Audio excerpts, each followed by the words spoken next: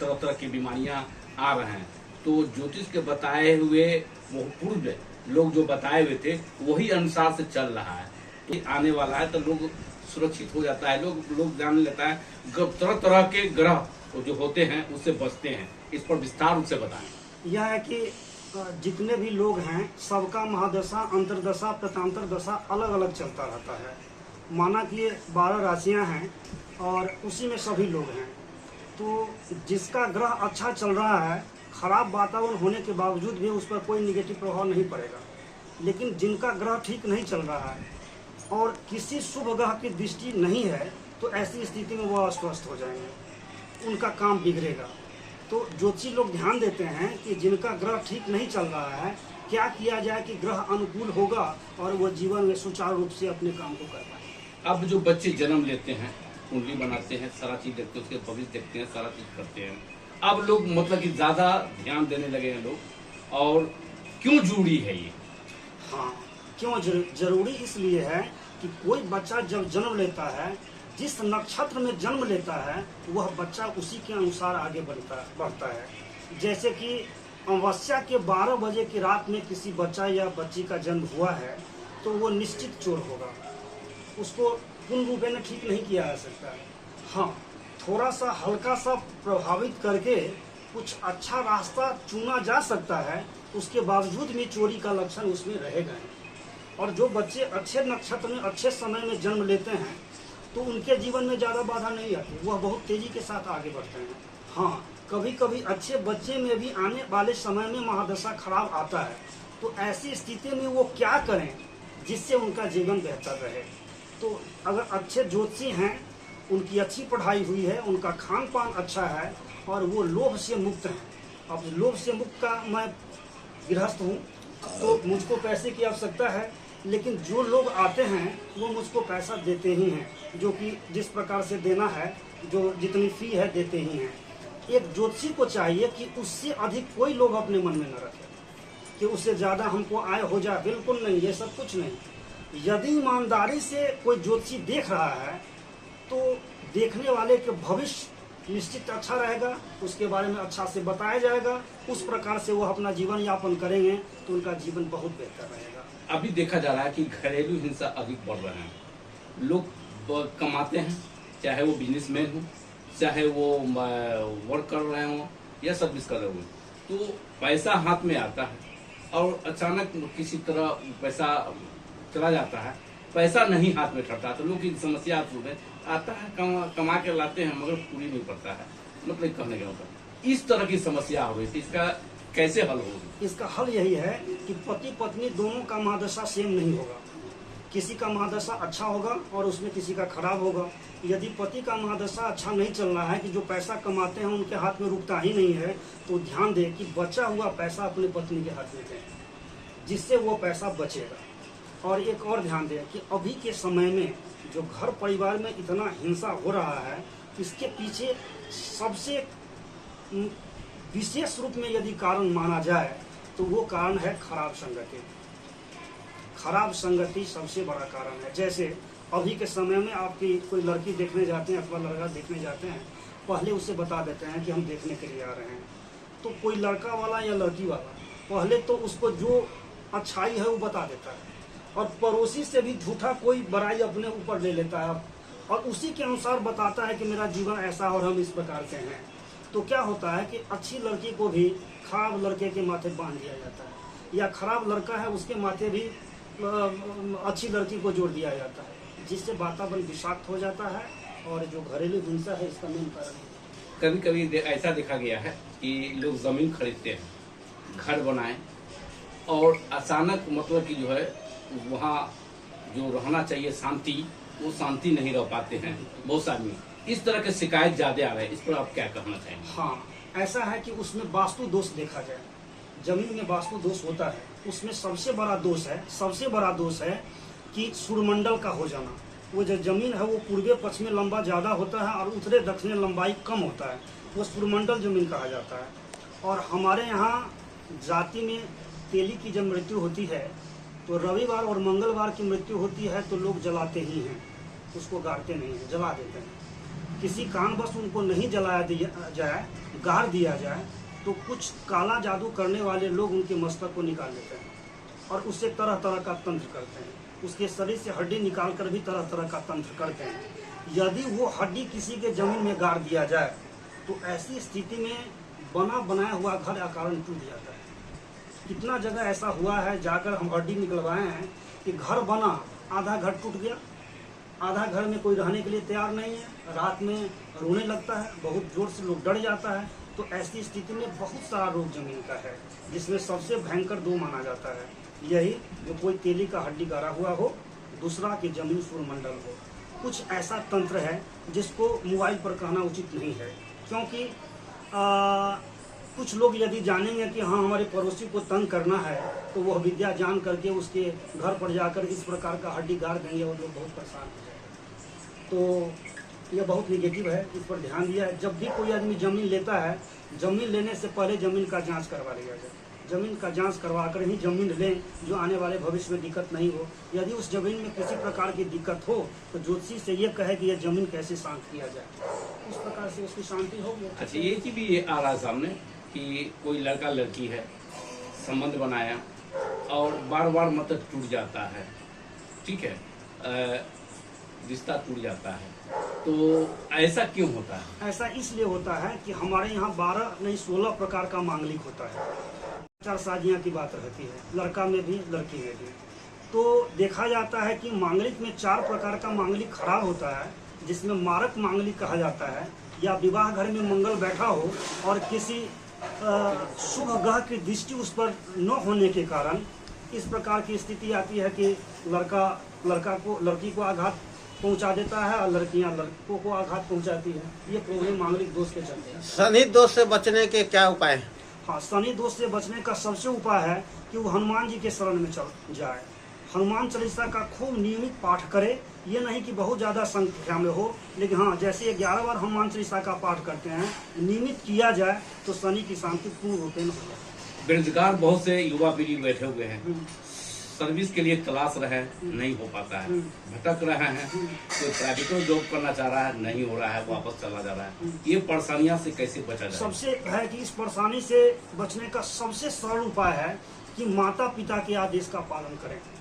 यदि माता पिता के आदेश का पालन करेंगे, प्रतिदिन सुबह जग करके माता पिता का पैर छूकर प्रणाम करें और वो जो आदेश देते हैं उसका पालन करें, तो 16 आना में 15 आना ग्रह उनके अनुकूल हो जाएगा और वह निश्चित नौकरी पाएंगे। लोगों से क्या अपील करना चाहेंगे इसके लेके? ज्योतिष बहुत ज्ञानी हैं, तो इसके लेके क्या अपील करना चाहेंगे? ज्योतिष हम ये कहेंगे कि प्रत्येक आदमी यदि अपने जीवन में जो काम उनको मिला है वो सुचारू रूप से कर ले रहे हैं, उनको करने में किसी प्रकार की कोई दिक्कत नहीं हो रही है, तो समझे कि मेरा ग्रह अनुकूल है।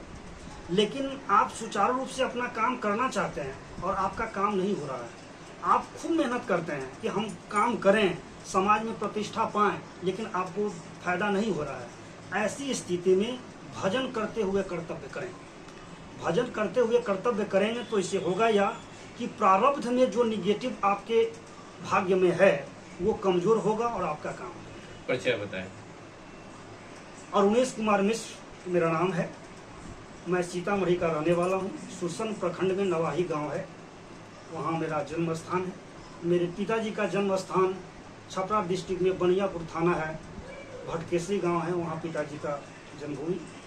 और बचपन से मेरी बहुत अधिक रुचि रही है इस ज्योतिष के प्रति। मैं सपन में भी बहुत सारा किताब पढ़ते रहा और बहुत कुछ ऐसा बताता था जो लोगों को लगता था कि साधारण तो बता रहा है, लेकिन मैं हमेशा लोगों से कहता था कि मैं किताब पहले पढ़ चुका हूँ, आप जाकर देखिए आपको मिलेगा। शास्त्र में वही बात मिलता था जो मैं बताता था, तो हमारी रुचि इसमें बढ़ते चली गई। मैं एक ज्योतिषी हूँ, समाज के लिए ही जीता हूँ। समाज से जो भी ज्ञान मुझको मिला है यह मेरा मस्तिष्क से ट्रस्ट है और इसी समाज को देकर विदा हो जाना। पटना का एड्रेस बताए। यहाँ मैनपुरा मूर्ति मकान के नज़दीक सिद्धेश्वरी नगर, पटना 1, जहाँ हम रहते हैं। मोबाइल नंबर बताया जाए। 9334986098, यह मेरा नंबर है। सावन माह की क्या शुभकामना दीजिएगा? जी, सावन माह की क्या शुभकामना अपनी ओर से दीजिएगा? मेरे तरफ से भारतवासियों को नहीं, विश्ववासियों को ये शुभकामना है कि आप भोलेनाथ के पूजा पाठ में लगे रहें। बेलपत्र का बहुत महत्व है कि एक बार यदि 3 पत्ता का बेलपत्र शिव जी पर चढ़ा देते हैं तो 7 जन्मों का जो पाप है वो नष्ट हो जाता है। इसलिए भोले बाबा की आराधना में लगे रहें और अपने कर्तव्य का पूर्ण पालन करें। जी, ज्योतिष अनुसार जो है, ज्योतिष विद्या अनुसार जो है, घर पर कौन कौन सा पौधा शुभ होता है लगाना? सबसे पहले कि एक पौधा सबसे शुभ होता है वो है बेल का पौधा। जिस बेल के पौधा में कांटा हो, ईशान कोण में, पूर्व और उत्तर के कोण में लगा दिया जाए तो 16 आना में 15 आना वास्तु दोष ठीक हो जाता है।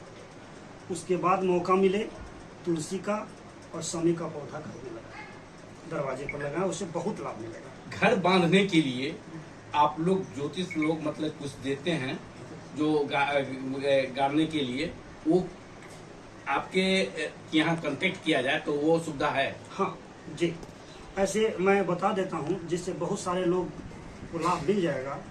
उसमें खैर का लकड़ी होता है, भर बाँ खैर का लकड़ी 4 ठो ले ले, हस्त नक्षत्र में या पुख नक्षत्र में घर के चारों कोनों में गाड़ दिया जाए। ज्योतिषी जैसे बताते हैं उस मार्ग पर चला जाए तो घर स्वतः बंध जाएगा। इससे अलग से बंधवाने की कोई आवश्यकता नहीं पड़ेगी। हाँ, अभी ध्यान रखें, पहले तो ऐसा होता था कि किसी से लोग पूछते थे कि डकैत कैसा है तो लोग बता देता था 7 फीट का होगा, गलमूछे ऐसी होगी, इतना बड़ा, ऐसे ऐसे आँख, इतना शरीर, लंबा चौड़ा बताते थे। लेकिन अभी समय ऐसा हो गया है कि नाटा ठिगना कद का छोटा सा लड़का, 40 केजी भी शरीर में वजन नहीं, लेकिन वो बहुत बड़ा शूटर है। एक लड़की जिसके शरीर में 30-35 केजी भी वजन नहीं है, लेकिन इतना सात्विक दिमाग है जो समझ में नहीं आता। यहाँ ध्यान देने की बात है कि ज्योतिषी में यदि लोग हस्तरेखा जानते हैं, शरीर विज्ञान जानते हैं, तो वो दूर से पहचान जाते हैं कि आदमी ठीक नहीं है। तो मैं जो बुक लिख रहा हूँ उसमें इतना सरल रूप से लिख रहा हूँ कि जो 4था-5वां पास भी होंगे उनको अपने जीवन के बारे में जानकारी आसानी से हो जाएगी और दूसरे को आसानी से पहचाना जा सकता है। जैसे कोई आदमी हो जिसके काम में बहुत बाधा आ रहा है और उनके पास पैसा भी नहीं है कि अपने काम को वो कर पाएँ, कैसे अपने जीवन में वो काम को कर पाएंगे? तो इसके लिए भंडारा की आवश्यकता होती है। तो मान लीजिए कि एक गरीब जो बहुत कम कराता है वो भंडारा नहीं कर सकता है, लेकिन हाँ वो भी कर सकता है। वो जाए और 250 ग्राम गुड़ ले ले, 250 ग्राम चना का सत्तू ले ले, दोनों को आपस में मिक्स कर दे और ऐसे जगह पर जहाँ चींटियाँ रहती है वहाँ छींट दे, रख दे।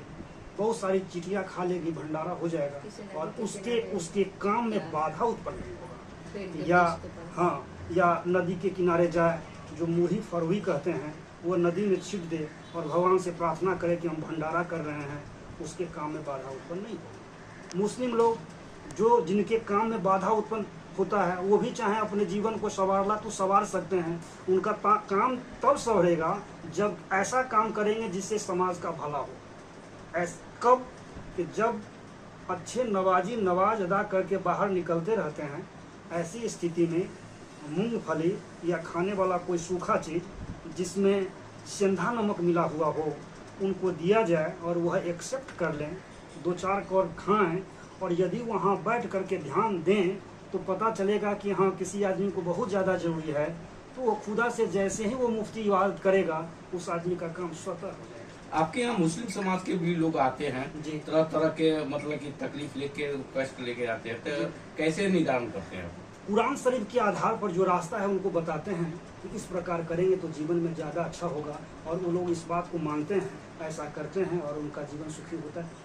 देखा गया है कि आजकल स्वास्थ्य मतलब किसी को मतलब परेशानी ज़्यादा होता है और बीमार रहते हैं, ठीक नहीं होता है, डॉक्टर या हॉस्पिटल है, लोग दौड़ते हैं, नहीं ठीक होते हैं, तो उसके लिए क्या उपाय है? उसके लिए उपाय ये है कि बहुत सारे हिंदू मुस्लिम सिखाई जितने भी हैं सभी में कुछ तांत्रिक लोग हैं जो गलत रूप से काम करते हैं और लोगों को ठगने का काम करते हैं। तो पहला काम हम तांत्रिक से दूर रहने के लिए उन लोगों को कहेंगे, जो लोग धर्म के बारे में समझाएं कि आपको ग्रंथ पढ़ना चाहिए, आप ग्रंथ पढ़ें, मुस्लिम लोग कुरान शरीफ पढ़ें और उसमें जो सुलभ आदेश बताया गया है उसका पालन करें, उनके जीवन में कभी कोई प्रॉब्लम नहीं होगी। हाँ, तंत्र से बचने का एक ही उपाय है कि विशेष परिस्थिति में आप सूर्य के प्रकाश में बैठें सुबह में और आधा घंटा सूर्य भगवान का ध्यान करें और ध्यान करके कहें कि कोई किसी प्रकार का तंत्र किया गया है तो उससे मुझको मुक्ति मिलनी चाहिए। वो सूर्य के प्रकाश में नहाने से उनको मुक्ति मिलेगी। हिंदू, मुस्लिम, सिख, ईसाई सभी को मुक्ति मिलेगी। हाँ, मुस्लिम भाई चाहेंगे कि ऐसा करें कि मुझको अपने अनुसार निदान मिले, तो यही है, चांदनी रात में शरीर पर कम कपड़ा होना चाहिए, स्त्री पुरुष कोई हो, कम कपड़ा होना चाहिए। जहाँ कोई आदमी नहीं हो, हाथ जोड़ करके उनसे प्रार्थना किया जाए तो किसी प्रकार का तंत्र मंत्र नष्ट हो जाएगा। तो इसमें जो निदान करना है, उपाय करना है 7 दिन, सूर्य के प्रकाश में आधा घंटा 7 दिन और चांदनी रात में भी 7 दिन करें। किसी प्रकार का तंत्र मंत्र उन पर हुआ है तो वो तंत्र मंत्र स्वतः नष्ट हो जाएगा। लेकिन 7 दिन से 6 दिन करेंगे तो नहीं होगा। 7 दिन का मतलब एक सवाल आपसे है कि सूर्य भगवान को जो जल दिया जाता है, बहुत लोग कहते हैं उसमें हल्दी डालना चाहिए, लाल मिर्चा जो होता है उसको डालना चाहिए, बहुत लोग कहते हैं कि लाल उड़ूल का फूल डाल के देना चाहिए, तो इससे क्या प्राप्ति होती है? प्राप्ति होती है कि सभी ग्रह का संचालन सूर्य भगवान ही करते हैं, 7 रंग उसी में है। यदि किसी का सूर्य ठीक है तो आत्मा का प्रबल होगा, उससे मुक्ति मिलेगी। सूर्य जल देने के लिए सबसे अच्छा होता है केसर। हल्का केसर डाल के सूर्य जल दें तो बहुत अच्छा है। लेकिन जिनको केसर उपलब्ध न हो तो लाल कनेल का फूल डालें।